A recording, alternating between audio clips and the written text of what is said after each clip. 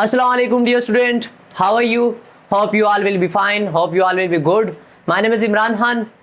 आप सबको doctor हाकानम channel में वेलकम कहता हूँ. डियर स्टूडेंट, आज से हम स्टार्ट करने जा रहे हैं ऑर्गेनिक केमिस्ट्री. सो बगैर वक्त ज़ाया किए कॉपी और पेन लेके बैठ जाएं और लेक्चर को नोट करना स्टार्ट कर लें. सो मैं स्टार्ट करता हूँ ऑर्गेनिक केमिस्ट्री से. फर्स्ट ऑफ ऑल तो हमें केमिस्ट्री को समझना चाहिए कि केमिस्ट्री क्या होती है. So chemistry is the branch of science which deal with the composition, structure, properties, changing occurring and laws and principle which describe these changes. ठीक है, ये मैंने आपके सामने एक बहुत लंबी सी डिफिनेशन पढ़ी. इससे पहले तो आपको पता होना चाहिए कि साइंस क्या होता है. The systematic knowledge which is obtained through observation and experiment. वो नॉलेज जो हमें हासिल होता है ऑब्जर्वेशन से और एक्सपेरिमेंट से, उसको हम क्या कहते हैं? साइंस कहते हैं. ऑब्जर्वेशन किसको बोलते हैं? मुशाहिदा. उर्दू में इसको मुशाहिदा कहते हैं. ऑब्जर्वेशन किसको कहते हैं? ऑब्जर्वेशन कहते हैं मुशाहिदा करने को.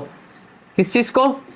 मुशाहिदा करना. मुशाहिदा किसको बोलते हैं? डियर स्टूडेंट, सिंपल सी बात है, जब हम अपने 5 सेंस ऑफ ऑर्गन से जो नॉलेज इकट्ठी करते हैं उसको हम क्या कहते हैं? मुशाहिदा कहते हैं. हमारे 5 सेंस ऑफ ऑर्गन कौन कौन से हैं? आई है, नोज है, टंग है, स्किन है, ईयर्स है. आई से हम क्या करते हैं? किसी चीज को देख रहे होते हैं. लेट्स सपोज मैंने ये मार्कर देखा, इसका कलर क्या है, कैसे दिख रहा है, ये इसकी शेप कौन सी है. ठीक है, इसके बाद इसको मैं स्किन के जरिए क्या करूंगा? टच करके देखूंगा, ये हार्ड है. इसके अलावा इसे मैं स्मेल करके देख रहा हूँ थ्रू नोज. इसके अलावा टंग के जरिए अगर मैं इसका टेस्ट देख लूँ. सो डियर स्टूडेंट, जब हम इन 5 सेंस ऑफ ऑर्गन से जो नॉलेज इकट्ठी करते हैं उसको हम क्या कहते हैं? ऑब्जर्वेशन कहते हैं. इसके अलावा एक्सपेरिमेंट. एक्सपेरिमेंट क्या है? तजुर्बा करने को कहते हैं. किसी भी चीज को, किसी चीज के ऊपर जब हम एक्सपेरिमेंट करें, तजुर्बा करें, जिस तरह मिसाल के तौर पे मैं इसके ऊपर एक्सपेरिमेंट करना चाहता हूँ. मैं देखना चाहता हूँ कि आया ये मार्कर किस चीज से बना हुआ है. तो इसके अंदर प्लास्टिक है, इसके अंदर इंक प्रेजेंट है, इसके अंदर फॉर्म प्रेजेंट है, इसके अंदर ऐसी बहुत सारी चीजें प्रेजेंट है. सो वो नॉलेज जो हम ऑब्जर्वेशन और एक्सपेरिमेंट से हासिल करते हैं उसको हम क्या कहते हैं? साइंस कहते हैं. सो केमिस्ट्री क्या है? साइंस की एक ब्रांच है जिसमें हम क्या पढ़ते हैं? कंपोजिशन, बनावट. कंपोजिशन किसको कहते हैं? बनावट को कहते हैं. बनावट मतलब किस चीज से बना हुआ है. स्ट्रक्चर, स्ट्रक्चर कहते हैं साख्त को. ये मैं अभी आपको एक एग्जांपल से समझाता हूँ, सब चीजें क्लियर हो जाएंगी. प्रॉपर्टीज बोलते हैं खुसूसियात को. किसकी क्या क्या प्रॉपर्टीज हैं? शाम का काम क्या है? डसना है. चेंजिंग अकरिंग, कि उसके अंदर क्या क्या चेंजिंग आ सकती हैं. लेट्स सपोज ये मार्कर है, इसको अगर मैं आग में रख दूंगा तो ये क्या हो जाएगा? पिघल जाएगा. ये इसके अंदर क्या आ गई? चेंज आ गई. इसके अलावा and laws and principle which describe these changes, के मैटर के अंदर जो चेंजेस आती हैं इनको कौन से लॉज और कौन से प्रिंसिपल है जो इनको डिस्क्राइब करते हैं. डियर स्टूडेंट, इस डिफिनेशन को फिलहाल भूल जाइए. फर्स्ट ऑफ ऑल तो आपको पता होना, अगर मैं सिंपल वर्ड्स में कहूं केमिस्ट्री किसको कहते हैं? The study of matter is called chemistry. Matter के बारे में पढ़ने को हम क्या कहते हैं? केमिस्ट्री कहते हैं. अब बहुत सारे स्टूडेंट होंगे जो कि मैटर को बहुत अच्छे से जानते होंगे, बहरहाल फिर भी मैं डिस्कस कर लेता हूं. मैटर क्या होता है? Anything which occupy space and have मास. कोई भी चीज जो ऑक्युपाई मतलब घेरना, ऑक्युपाई मतलब घेरना, स्पेस मतलब जगह, और मास किसको बोलते हैं? कीमियत या वजन को बोलते हैं. कोई भी चीज जो जगह घेरे और वजन रखे उसको हम क्या कहते हैं? मैटर कहते हैं. Let's suppose this one is marker. ये मार्कर है, ठीक है.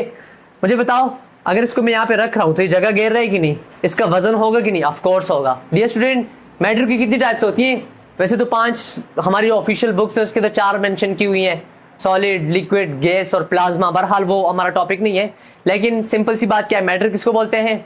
कोई भी चीज जो जगह घेरे और वजन रखे. एयर मैटर है या नहीं है? हवा जगह घेरती कि नहीं? Of course. आप गुब्बारे के अंदर हवा भर के देखो, जगह घेरती कि नहीं? वजन रखती कि नहीं? हम जो डेली बेसिस के ऊपर सुई गैस भर रहे होते हैं सिलेंडर्स के अंदर, वजन होता है इसके 1 किलो, 2 किलो, 5 किलो. सो कोई भी चीज जो जगह घेरे और वजन रखे उसको हम क्या कहते हैं? मैटर कहते हैं. मैटर के बारे में पढ़ने को हम क्या कहते हैं? केमिस्ट्री कहते हैं. डियर स्टूडेंट, अभी मैं आपको ये डिफिनेशन समझा देता हूँ. मैंने फॉर एग्जांपल मैं कहता हूँ पेनाडोल टैबलेट्स, मुझे इसकी केमिस्ट्री के बारे में पढ़ना है कि पेनाडोल के टैबलेट की क्या केमिस्ट्री. पेनाडोल क्या होता है? पेनाडोल हमारे पास एक टैबलेट है जिसको हम दर्द के आराम के लिए, फीवर के आराम के लिए ले रहे होते हैं. ठीक है, पेनाडोल ये हमारे पास एक ब्रांड नेम है. इसका जो जेनरिक नेम होता है वो हमारे पास होता है paracetamol. Paracetamol is the generic name of Panadol. ठीक है, अब हम सारी की सारी बात करेंगे किसके ऊपर? पैरास्टामोल की. ठीक है, फर्स्ट ऑफ ऑल मैंने क्या कहा था कि केमिस्ट्री के अंदर हम कंपोजिशन ऑफ मैटर पढ़ते हैं. सो इस पैरास्टामोल के अंदर क्या क्या चीजें प्रेजेंट है? सो पैरास्टामोल की कंपोजिशन, कंपोजिशन किसको बोलते हैं? बनावट को. ये पैरास्टामोल किस चीज से बना हुआ है? What element make the drug. इस पैरास्टामोल, इस ड्रग को, ड्रग किसको बोलते हैं? हाँ प्यारे बच्चों, ड्रग नशे वाली चीज. हाँ, जो हमें घरों में बताया जाता है, बचपन में बताया जाता है कि कोई भी जो नशे वाली चीज होती है उसको क्या कहते हैं? ड्रग कहते हैं. लेकिन नहीं, drug are those substance which is used to treat, cure, prevent, diagnose the disease. जो किसी भी बीमारी को इलाज के लिए, उससे बचाव के लिए इसके अलावा इसको मुकम्मल जड़ से खत्म करने के लिए जो यूज होता है उसको हम क्या कहते हैं, ड्रग कहते हैं। ठीक है, तो मिसाल के तौर पे अभी मैं पेनाडोल की बात कर रहा हूँ। पेनाडोल क्या है, हमारे पास एक ड्रग है। किस चीज के इलाज के लिए हम यूज करते हैं पेनाडोल को, हम दर्द के आराम के लिए, इसके अलावा बुखार से आराम के लिए हम यूज कर रहे होते हैं। ठीक है, सो पेनाडोल किससे बनी हुई है, इसके अंदर प्रेजेंट होता है कार्बन। कार्बन हमारे पास एक एलिमेंट है, एटॉमिक नंबर है 6, hydrogen atomic number 1, oxygen atomic number 8, nitrogen atomic number 7। इसका मतलब क्या हुआ कि ये जो पेनाडोल है, ये जो पैरास्टामोल है, इसके अंदर क्या क्या प्रेजेंट है, कार्बन, हाइड्रोजन, ऑक्सीजन और नाइट्रोजन। सो पैरास्टामोल की कंपोजिशन क्या है, किस चीज से बना हुआ है, कार्बन, हाइड्रोजन, ऑक्सीजन और नाइट्रोजन से। दूसरी बात क्या है, दूसरी हमारे पास क्या है, स्ट्रक्चर, कंपोजिशन ऑफ मैटर। दूसरा क्या है, structure of matter. Structure of matter का मतलब क्या है, ये जो पेनाडोल की टैबलेट है, जो पैरास्टामोल है, इसकी स्ट्रक्चर क्या है, कैसे यही एलिमेंट आपस में अरेंज हुए हैं, कैसे ये आपस में मिल के इन्होंने एक पैरास्टामोल को बनाया हुआ है।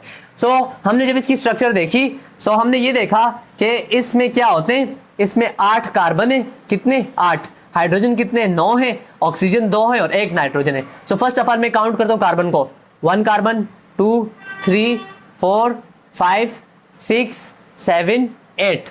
कार्बन कितने हुए, 8 हुए। हाइड्रोजन काउंट करो, 1, 2, 3, 4, इसके अलावा 5, 6, 7, 8, 9, 3 यहाँ पे। हाइड्रोजन कितने 9 है, ऑक्सीजन कितने 1 और 2, नाइट्रोजन कितने, नाइट्रोजन सिर्फ और सिर्फ क्या है 1 है। सो ये इसकी क्या है, स्ट्रक्चर है। अब अगर देखा जाए इसकी स्ट्रक्चर को, ये क्या है, बेंजीन रिंग है, ये क्या है, एक बेंजीन रिंग है, ये क्या है, एक मिथाइल ग्रुप है, साथ में एक नाइट्रोजन का फंक्शनल ग्रुप भी प्रेजेंट होता है। सो ये इसकी क्या है, स्ट्रक्चर है। अब अगर इसकी प्रॉपर्टीज की बात की जाए कि इस पैरास्टामोल की क्या क्या प्रॉपर्टीज, टैबलेट की क्या क्या प्रॉपर्टी। आपने पैराडोल की टैबलेट देखी है, कैसे होती है, सुर्ख कलर की ना, ज्यादातर व्हाइट कलर की होती है। ठीक है, अब अगर पैराडोल की टैबलेट की बात की जाए, सो वो सॉलिड इन नेचर है। पहली बात क्या, मैं टैबलेट की बात करूं, मैं सिरप की बात नहीं कर रहा। पैराडोल टैबलेट क्या है, सॉलिड इन नेचर है। दूसरी बात क्या है, अगर उसको पानी के अंदर डाल लोगे आप, पानी के अंदर आहिस्ता आहिस्ता वो क्या हो जाएगी, घुल मिल जाएगी, पानी के अंदर क्या हो जाएगी, डिजोल्व हो जाएगी। इसके अलावा और भी बहुत सारे प्रॉपर्टीज है। इसके अलावा लास्ट क्या है, चेंजिंग अकरिंग। चेंजिंग अकरिंग का मतलब क्या हुआ, ये पैराडोल हमने ली, सबसे पहले क्या होगा, माउथ के अंदर टूट जाती है, इसके बाद हमारे स्टोमक के अंदर इसकी डाइजेशन होगी, फर्दर जाएगी स्मॉल इंटेस्टाइन के अंदर, फर्दर डाइजेशन होगी, फिर उसके बाद इसकी एब्जॉर्प्शन होगी। मतलब यही जो पैरास्टामोल थी ये हमारे स्मॉल इंटेस्टाइन से ब्लड में शामिल हो जाएगी। सो ब्लड में शामिल होने को हम एब्जॉर्प्शन बोलते हैं, जज़ब हो जाना। ठीक है, अब ये ब्लड में जैसे शामिल हो, हेपेटिक पोर्टल वेन की जरिए सबसे पहले कहाँ जाएगी, लिवर में जाएगी। लिवर के अंदर क्या हो जाती है, मेटाबोलाइज होती है, टूटती है। सो इसके अंदर क्या आ गई, चेंजिंग आ गई। सो सिंपल क्या है, केमिस्ट्री किसको बोलते हैं, मैटर की कंपोजिशन, स्ट्रक्चर, प्रॉपर्टीज और क्या क्या चेंजिंग इसके अंदर आ सकती है। लास्ट बात यहाँ पे लिखी हुई है, लॉज एंड प्रिंसिपल। ऐसे कौन से कानून है कि जो इन सारी चीजों को डिस्कस कर रहे होते हैं। जिस तरह मिसाल के तौर बॉयल्स लॉ है कि प्रेशर को बढ़ाने से वॉल्यूम क्या आ जाता है, कम हो जाता है। ठीक है, इस तरह बहुत सारे लॉज हैं जो हम आगे वन बाय वन डिस्कस करते जाएंगे। डियर स्टूडेंट, अभी मैं डिस्कस करूंगा ब्रांचेस ऑफ केमिस्ट्री। केमिस्ट्री की कौन कौन सी ब्रांचेस है, इन शॉर्ट को डिस्कस करते हैं। सो डियर स्टूडेंट, अभी हम डिस्कस करेंगे ब्रांचेस ऑफ केमिस्ट्री को। सो केमिस्ट्री की हमारे पास 7 से 8 ब्रांचेस है। अभी हम वन बाय वन इनको डिस्कस करते हैं। सो पहला हमारे पास आ गया फिजिकल केमिस्ट्री। नाम से जाहिर है फिजिकल किसको बोलते हैं, तिब्बी, जो हमें सामने दिख रहा होता है। ठीक है, फिजिकल केमिस्ट्री सिंपल सी बात है, इसके अंदर हम it deal with the principles, laws and energy changes in a chemical reaction. Principle किसको बोलते हैं, प्रिंसिपल बोलते हैं उसूलों को। लॉज किसको बोलते हैं, कानून को, ऐसी चीज जिसको पूरी दुनिया क्या करती है, एक्सेप्ट करती है, यूनिवर्सल ट्रूथ को। इसके अलावा energy changes in a chemical reaction. इसके मतलब क्या हुआ, फिजिकल केमिस्ट्री के अंदर हम प्रिंसिपल्स को डिस्कस करते हैं। प्रिंसिपल्स क्या, जिस तरह मिसाल के तौर पे मैं कहता हूं कि हमारे पास रूल ऑफ सॉल्युबिलिटी, सॉल्युबिलिटी का एक रूल है, रूल ऑफ सॉल्युबिलिटी। ठीक है, लाइक डिसॉल्व लाइक, ये मेरे पास एक क्या कहते हैं, प्रिंसिपल है, लाइक डिसॉल्व लाइक। ये एक जैसी चीजें आपस में डिसॉल्व होंगी, लाइक डिसॉल्व लाइक। इसका मतलब क्या हुआ कि polar dissolve in polar, polar चीजें जो होगी वो डिसॉल्व होंगी किसमें, पोलर में ही। जिस तरह मिसाल के तौर पे अगर पानी के अंदर ऑयल डाल दिया जाए, वाटर क्या है, पोलर है, H2O क्या है, पोलर है। ऑयल हमारे पास होता है नॉन पोलर। डियर स्टूडेंट, आगे मैं डिस्कस करूंगा बहुत ही डिटेल में, फिलहाल आप एग्जांपल को समझने की कोशिश कर लें। अगर हम तेल को पानी के अंदर डालते हैं तो क्या ये तेल पानी के अंदर डिसॉल्व होता है, नहीं। क्यों, क्योंकि तेल क्या है, नॉन पोलर है। रूल क्या है कि सेम चीजें आपस में डिसॉल्व होंगी। सो मिल्क क्या है हमारे पास, मिल्क क्या है, पोलर है। सो वाटर और मिल्क आपस में क्या हो जाते हैं, डिसॉल्व हो जाते हैं। ऑयल जो होता है, ऑयल जो होगा नॉन पोलर है, सो नॉन पोलर चीजें नॉन पोलर के अंदर ही डिसॉल्व होती हैं। ये हमारे पास क्या है, एक प्रिंसिपल है। इस तरह ली चार्टियल प्रिंसिपल, ऐसे बहुत सारे प्रिंसिपल्स हैं। सो फिजिकल केमिस्ट्री के अंदर हम प्रिंसिपल्स, इसके अलावा लॉज, लॉज बोलते हैं कानून को। लॉज किसको बोलते हैं?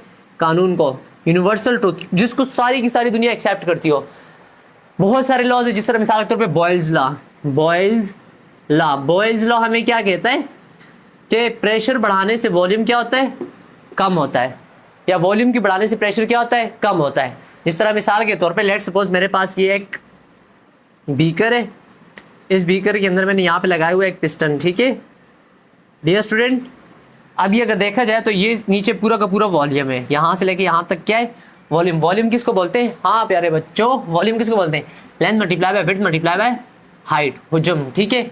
लेंथ, विड्थ और हाइट, ठीक है, इसको हम क्या कहते हैं? वॉल्यूम कहते हैं।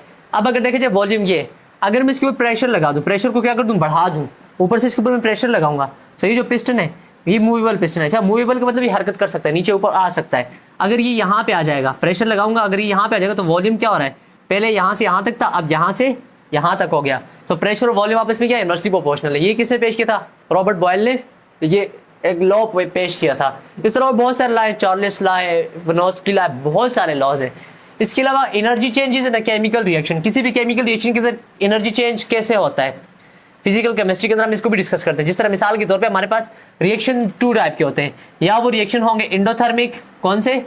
Endothermic. Endo mean inside, endo mean inside, therm mean heat या एनर्जी। ऐसे रिएक्शन जो हीट की मौजूदगी में होते हो, जिनको जब हम गर्म करेंगे, हीट देंगे, तभी वो रिएक्शन होगा, नहीं तो रिएक्शन नहीं होगा। ऐसे रिएक्शन को हम क्या कहते हैं? एंडोथर्मिक रिएक्शन कहते हैं।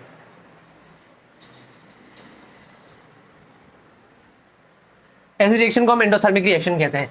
इसके अलावा एक हमारे पास होते हैं एक्सोथर्मिक रिएक्शन।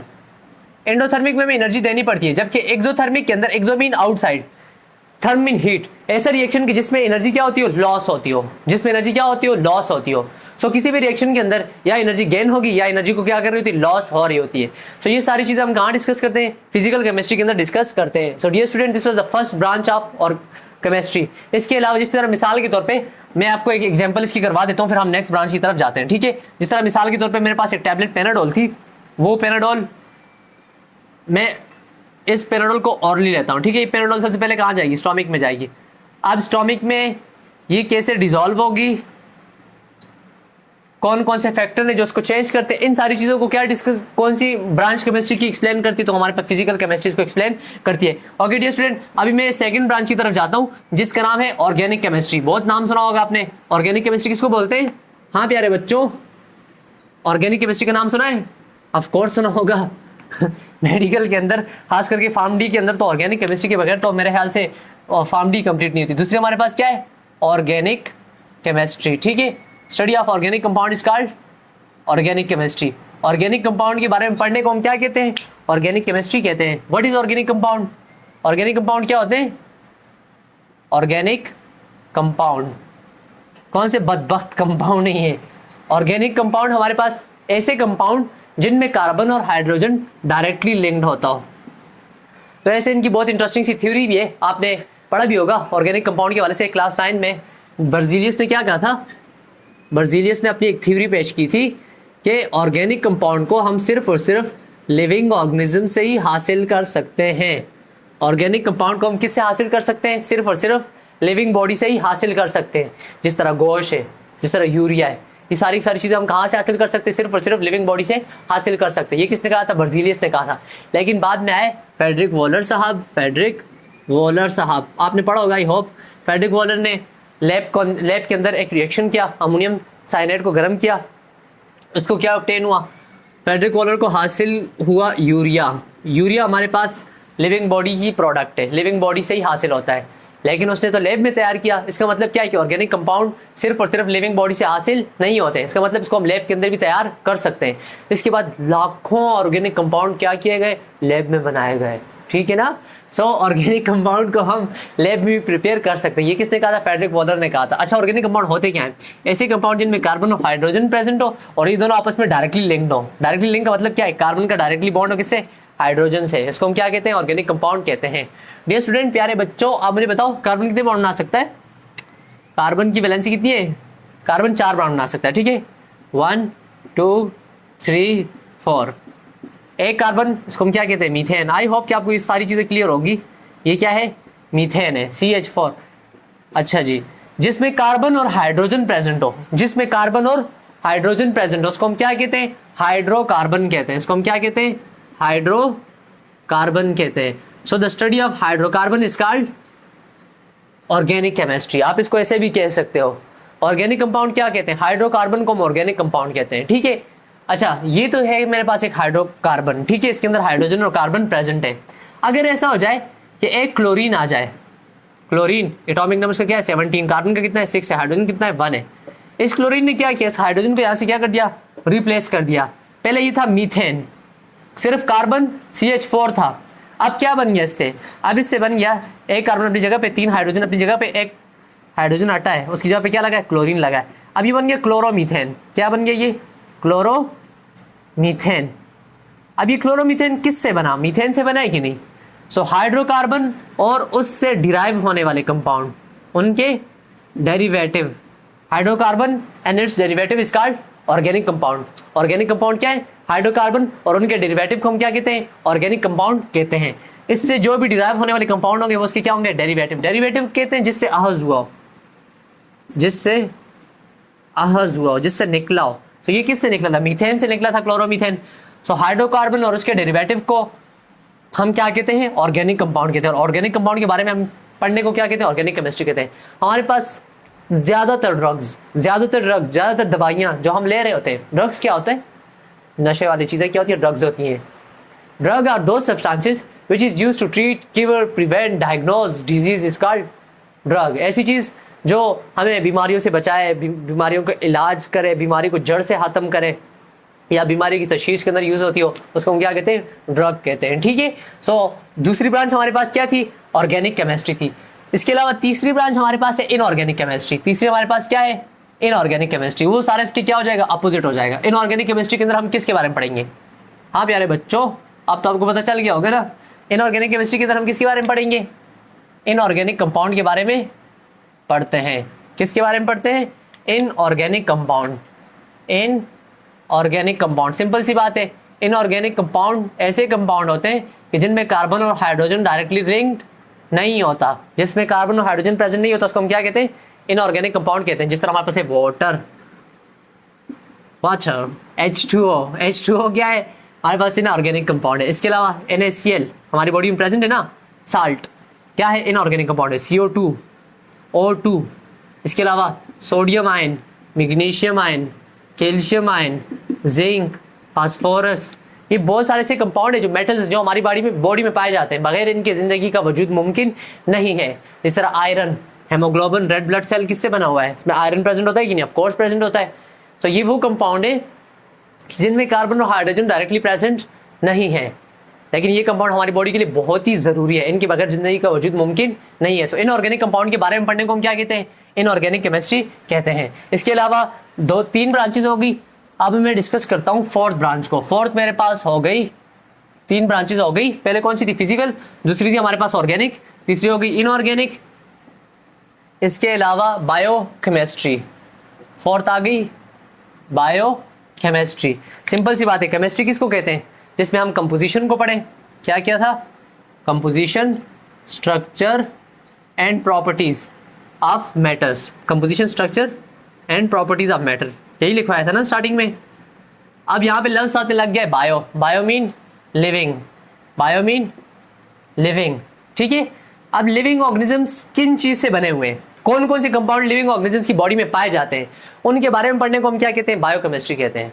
मतलब लिविंग ऑर्गेनिजम्स की केमिस्ट्री। यार हमारी बॉडी किस चीज से बनी हुई है। सो अगर देखा जाए तो जो हमारे पास बायो मालिक्यूल हैं जो हमारी बॉडी को बना रहे हैं, ऐसे मालिक्यूल जो हमारी बॉडी में पाए जाते हैं।